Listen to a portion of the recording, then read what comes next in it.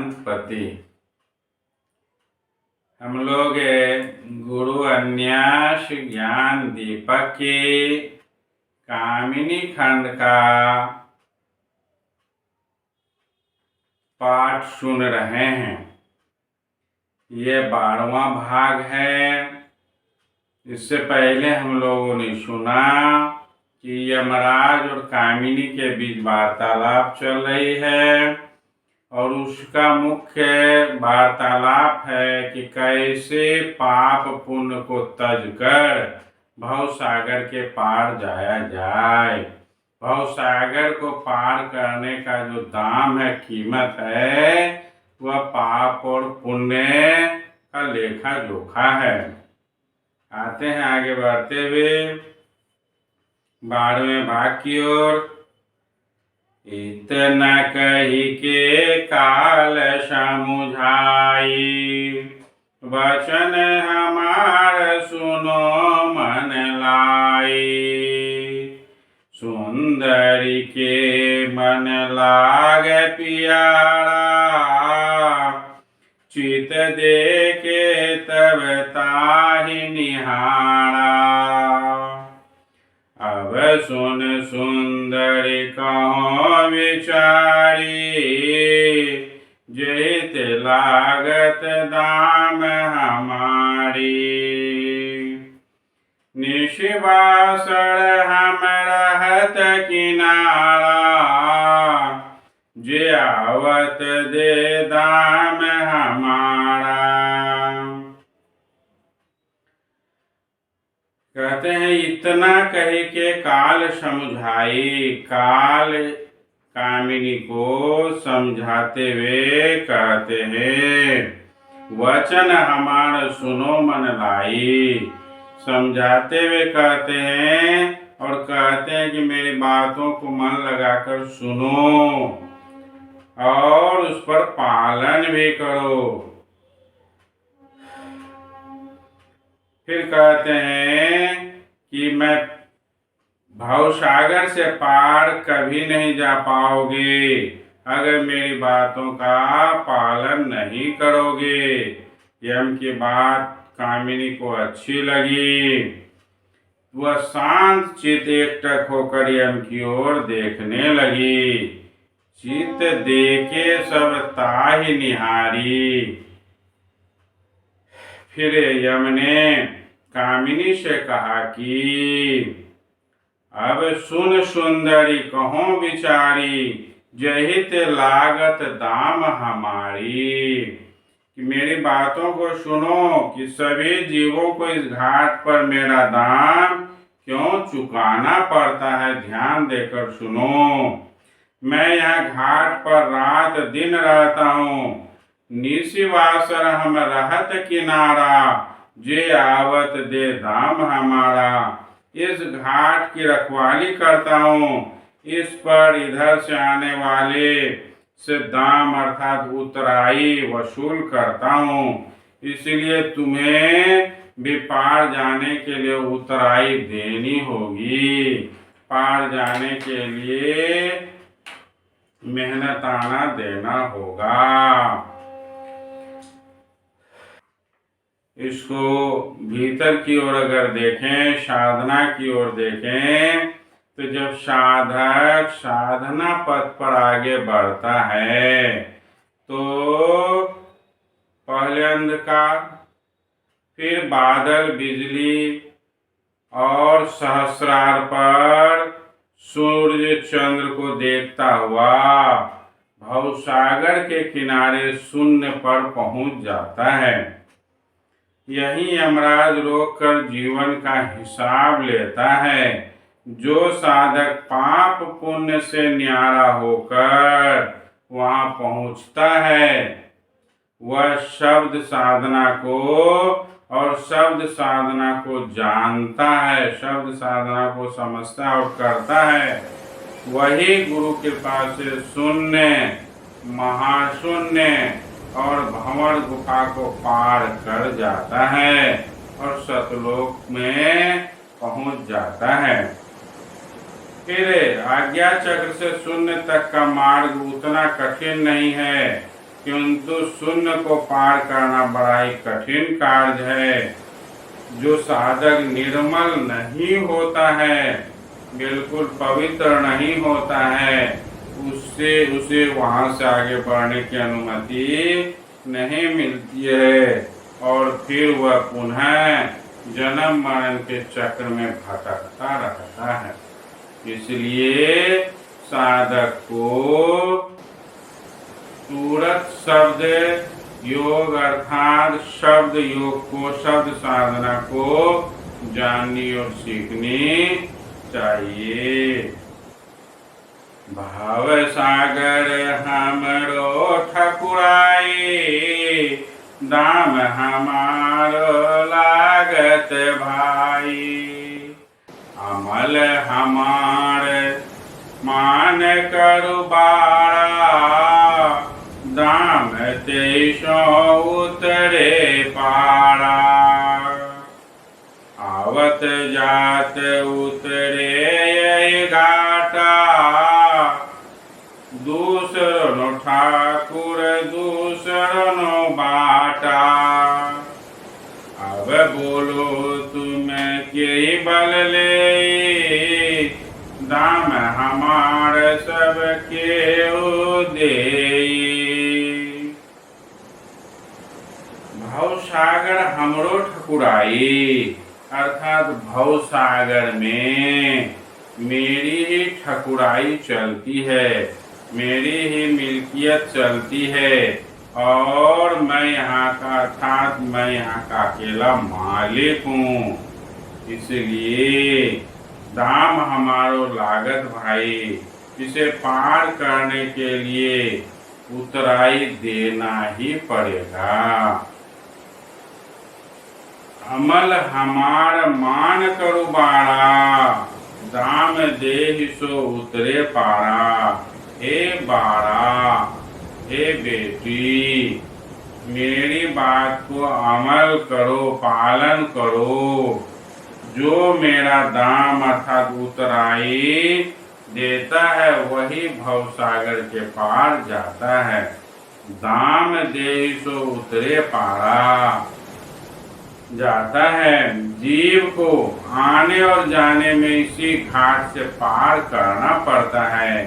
आवत जात उतरे ये घाटा, दूसरों नो ठाकुर दूसरों नो बाटा।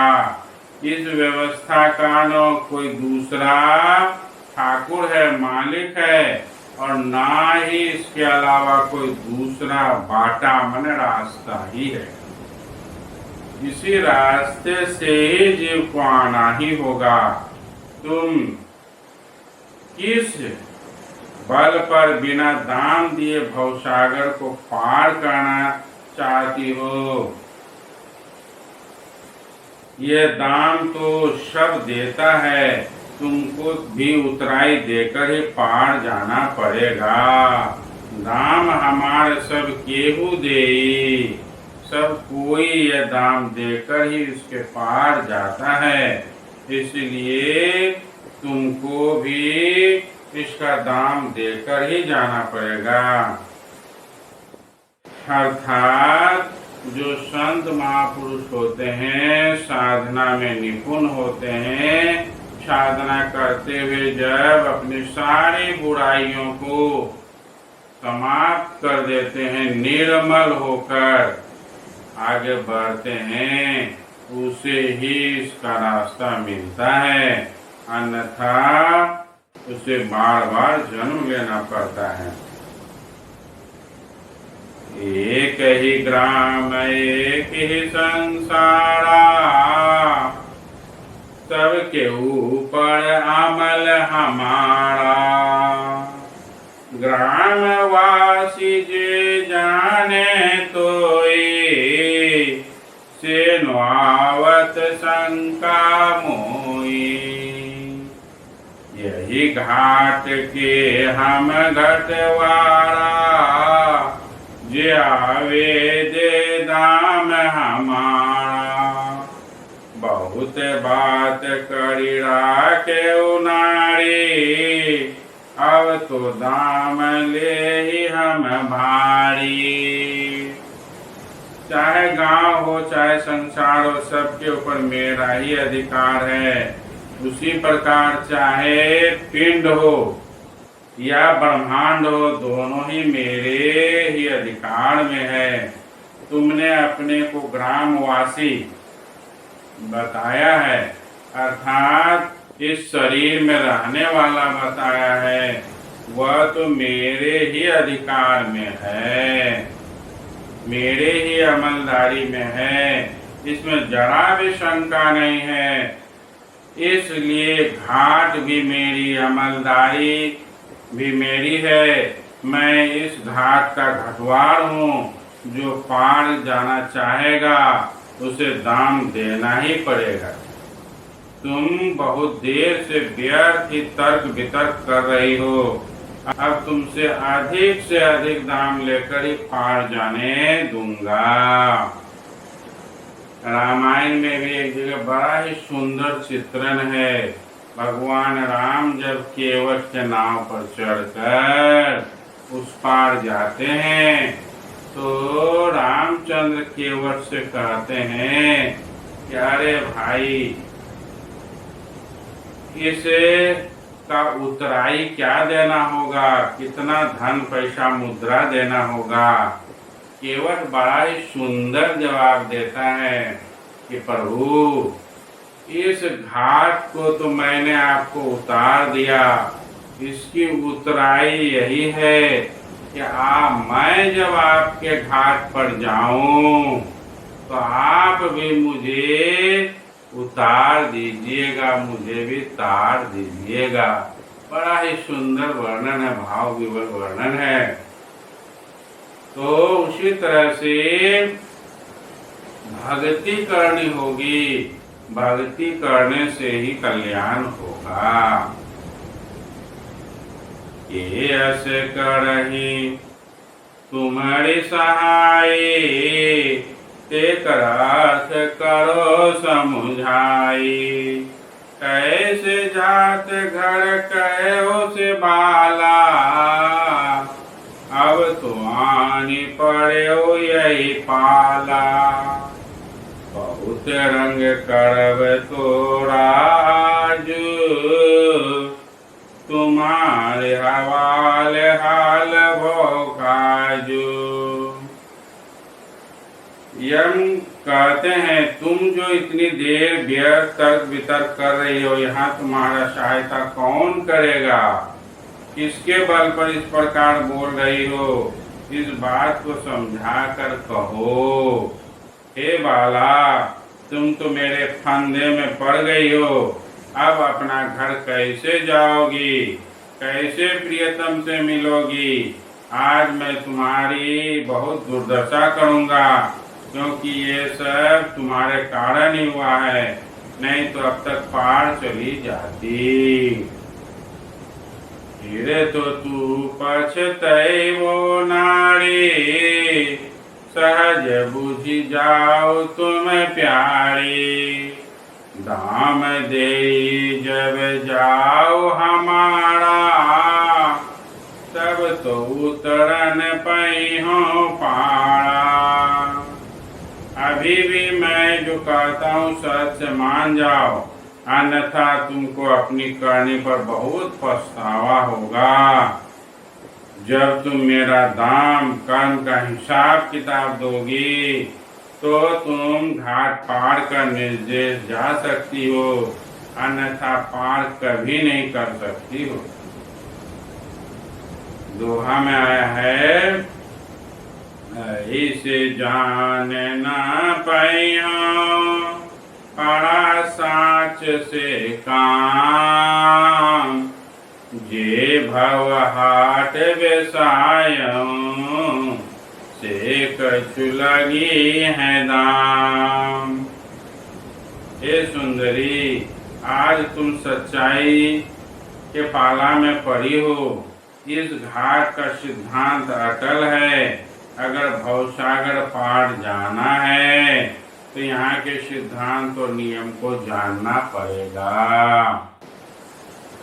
आते हैं फिर कहते हैं, बिना हिसाब दिए किसी कीमत पर पार नहीं जा सकती।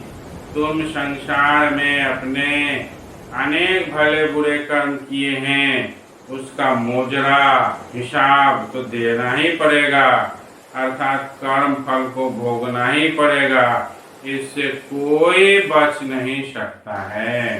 बड़ा ही सुंदर वर्णन स्वामी जी किए हैं सभी शिव नारायणी मतांबलियों को, अर्थात सभी मनुष्य को इस बात को समझना होगा कि कैसे जीवन को ताड़ा जाए। फिर आगे चर्चा करते हैं। फिर अगले भाग में पुनः मैं आता हूँ, उपस्थित होता हूँ। जय गुरु शंकर।